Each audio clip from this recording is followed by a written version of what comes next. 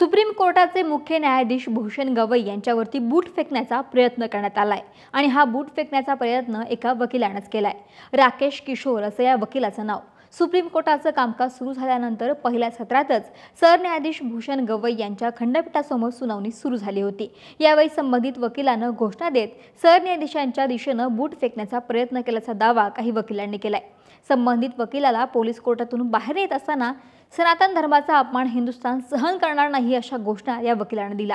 सरन्यायाधीश भूषण गवई यांच्यावरती झालेल्या हल्ल्यामुळे मोठा गोंधळ या ठिकाणीच पाहायला मिळाला, पण सरन्यायाधीश गवई या काळामध्ये पूर्णपणे शांत राहिले। वकील राकेश किशोर यांना न्यायालयीन कर्मचाऱ्यांनी पकडून पोलिसांच्या ताब्यामध्ये दिलं। त्यानंतर न्यायमूर्ती गवई यांनी सांगितलं की अशा घटनांचा त्यांच्यावरती कोणत्याही प्रकारचा परिणाम होत नाही, तुम्ही लोकांनी तुमचा युक्तिवाद सुरू ठेवावा। दरम्यान काही दिवसांपूर्वी सरन्यायाधीशांनी खजुराहो येथील एका पुरातन मंदिरातील भगवान विष्णूंच्या 7 फूट उंच मूर्तीच्या पुनर्स्थापनेबाबत टिप्पणी केली होती। त्यावरूनच वाद निर्माण झाला होता।